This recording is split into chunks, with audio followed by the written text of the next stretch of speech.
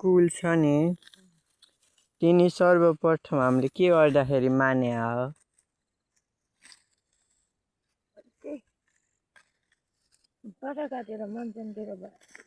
होइन के भन्न खोजायो नि सुरुमा कसले माने हुन्? थाहा छैन।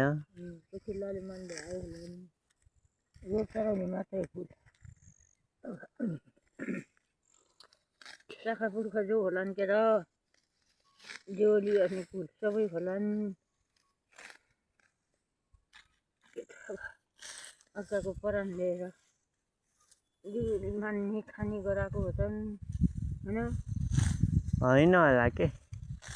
होला। शाखा पुर्खाले गरेको होला त गर्छन्। भन्न खोजा नि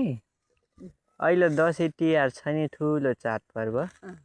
उहिले मान्छे तारा तारा कामले थाक्ने यही बेला बसेको धान खाने चैते दसैँमा केही नभएर यता सारेको होला न। यो देउली पनि मौसिरमा के गरा होला मान्छे मरेपछि त खान्न नि त। किन आमा?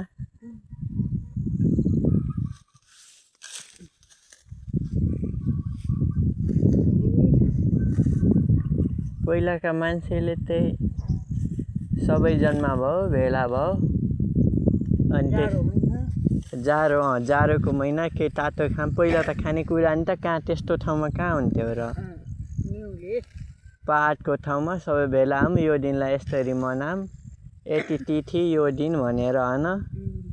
अनि यो पनि लगाएर नि यो घरमा यो भयो भने नखाने तब बार्ने यो गएको निम्ति यति दिन यसको लागि बस्ने 13 दिन भनेर होइन।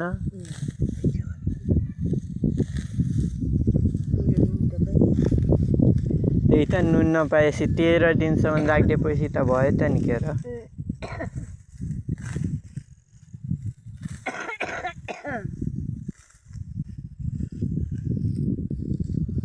जुन धामी काम छन् नि आमा त्यो केले कमाउँछन्? देउताले कमाउँछन् भन्छन् के र के थाहा खै मलाई। देउताले कमाउँछन् र कमाउँछन् त उफ्रिँदाउने त्यसै त किन उफ्रिँदाउने भन्न खोजे देउताले कमाउँछन् कि कुलले कमाउँछन् कि त्यो कमाउँछन् कि आफ्नो आफ्नो कुलले कमाउँछन् सबैलाई।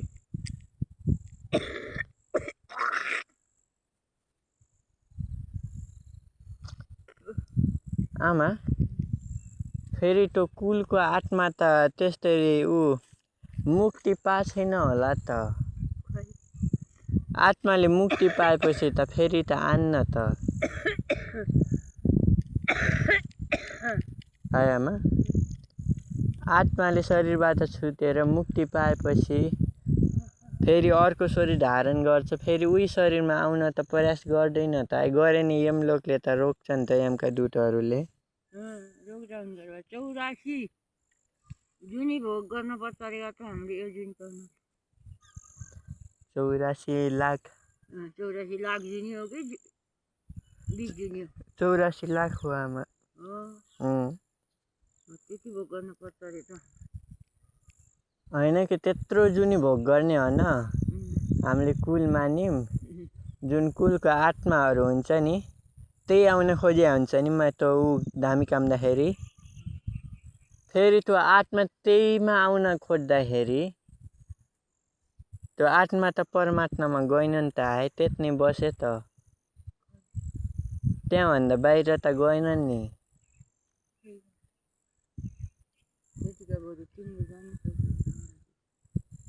मलाई के थाहा रे होइन कि भन्न खोजे त उसै त हो। अब मान्छे मरे हाम्रो उसमा जस्तै हामीले कुल मान्यौँ नि मान्छे मऱ्यौँ मरेर गएर सरासर कि नर्क कि स्वर्ग जाने होइन र।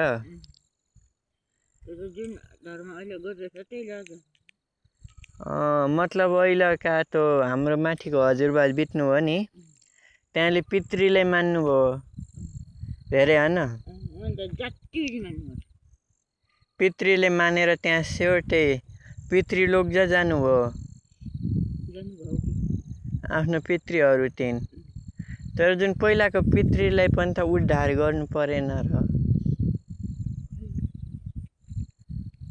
मिसेर सबैलाई एकचोटि गर्छ कसरी अगाडि गएको आफै गइरहने सबै सबै मिसिरखे जस्तै पछिका आए मिसिँदै गए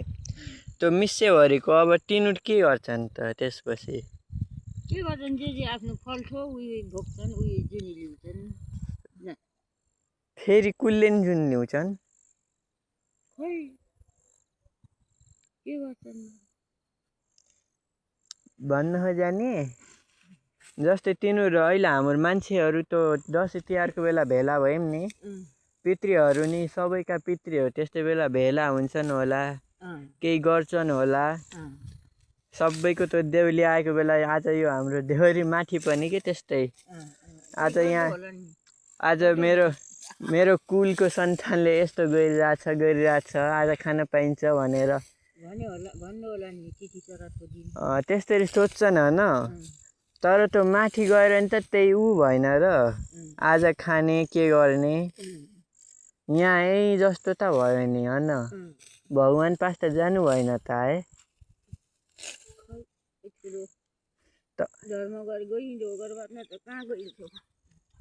त्यस्तै भगवान्लाई पाउन नि त कहाँ सहिलो हो र होइन त्यो यिनीहरूले पछि भगवान्लाई मान्दैनन् हामीलाई त मान्छन् त्यही भनेर कि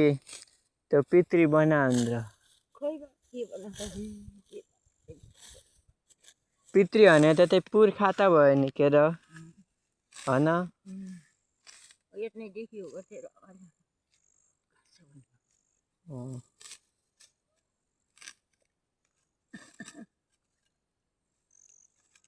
होइन भन्नुभएको थियो नि त्यो ठुलो हजुरबाले त्यहाँको त पितृ भएन होला पक्कै नै त्यहाँले नाम जप गर्नुभयो नि त भगवान् तिन त जानुभयो होला त त्यहाँ त न पितृलोक जानुभयो न यता न स्वर्ग सिधै भगवान् तिन जानुभयो होला होइन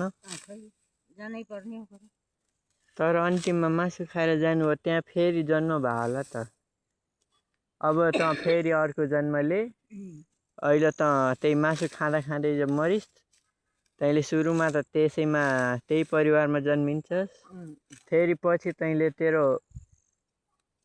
पहिलाको भजनले गर्दा तैँले मासु खान छोड्छस् अनि मतिर वापस आउँछस् भन्नुभयो होला होइन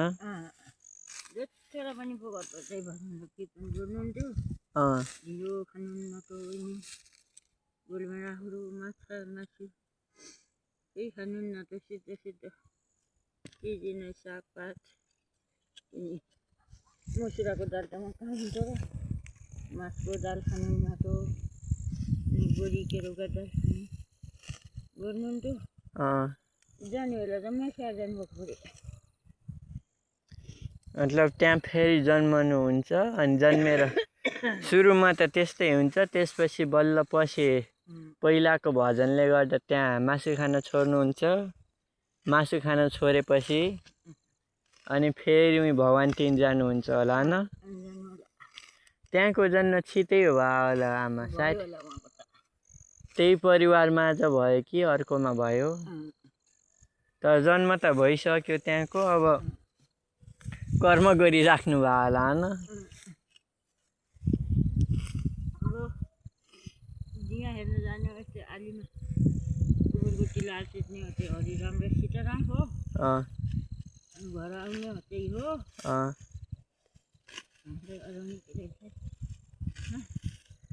बिहान जाएर पनि त्यही हो हजुरआमाले भन्नुहुन्छ उठ्ने अब त नुहाने पूजा गर्ने होला नुहाने होला खाने होला दिया फुगार्ने होला कति कराएको भन्नुहुन्थ्यो अन्त फेरि नाउ धरमगिरी हो गर धरमगिरी कि धर्मगिरी धर्मेगिरी के धर्मे नाम ज धर्म कर्म नि धर्म भन्ने भन्ट फलानाले भने भन्ट फलानाले भने पल्लवरको पल्लवर बिहा होला जातभात छिट्टाउनन् दुई जात होला सैनो भनाउनन् जातभात भनाउनन् खुनको भल बौला घर घरै राजा आउनन् राजा मनाउनन् भन्ने जुटो पनि भयो हो। खुनको भल पनि भयो हो। यसैले पनि अरूको बिहा फलोवर पनि हुन्छ हो अझै नकराउ न हजुरआमा त भन्ने नकराउ न बुढी नकराउ सके हाम्रो छोराले देख्नन् तिमीले हामीले पो देखाउनौ नभए हाम्रो नाति पलान्टीले त देख्छन् नातिले त देख्छन् यो भएको घन्टो फल्नाले भने हो घन्टो फल्नाले भने भन्नु नि त के उइल त्यहाँ गएको कति हो आमा लगभग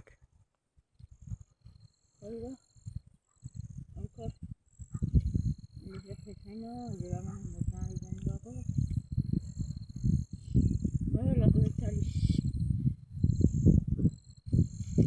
40-50 वर्ष त्यति धेरै नि कति 40 मात्रै धेरै भयो होला तपाईँको हजुरबा ए हाम्रो हजुरबा नि त भयो के र तेरो हजुरबा गएको पो 40 भयो हाम्रो हजुरबा गएको त 60-70 कति हो त्यही त कान्छो भाइ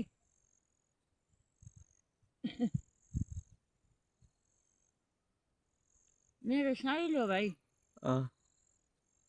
जन्मिँदा बित्तिकै हो कि के को गएको बुढो बस्छ धेरै भयो जन्मिँदा बित्तिकै यहाँ अहिले कति हुनुभयो कति भयो कोसित हो थाहा छैन कोसित त फुपूभन्दा जेठो हो आफू भइरे के भयो त अस्ति के हो तपाईँभन्दा जेठो के कान्छो मभन्दा त कुन कान्छो लगभग कतिले आमा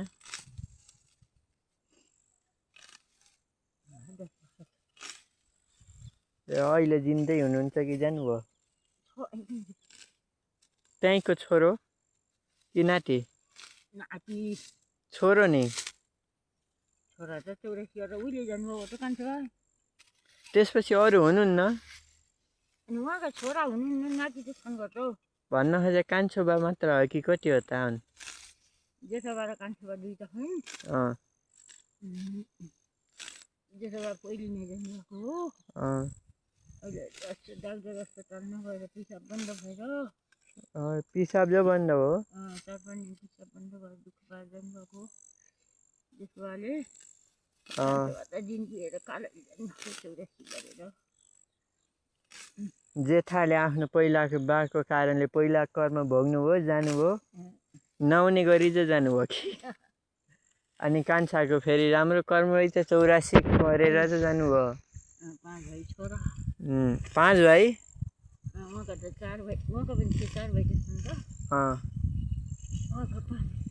मतलब हाम्रोभन्दा 2 पुस्ता अगाडिका अलि भजन गर्ने खाले रहेछन् नि भजन त कष्ट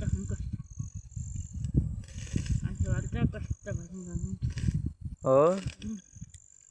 होइन गाउनु नि त हजुरबाले गएको त हामी देखिँदैनौँ कान्छोबाले त कष्ट भजन गाउनुहुन्थ्यो उनी भजन सुनेर सम्झेर त यिनी अचलको भजन त अर्कै हो कण्ठ राम्रो के कण्ठ राम्रो भएपछि त भजन त जस्तो गाइने त्यस्तै राम्रो हो दाइले पनि गाउनुहुन्थ्यो दाइले आजकल कोहीले गाउनुहुन्छ त्यस्तै नाटीहरूमा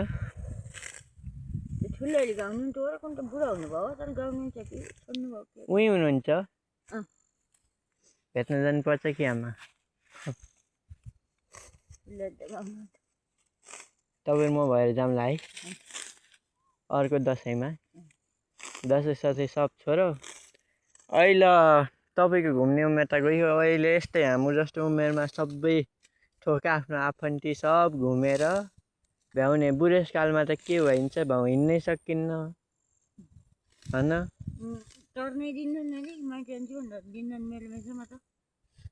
अब बुढो भइस किन जाने होस् भनेपछि के भन्ने तेरा उहाँ को छन् भनेपछि होइन र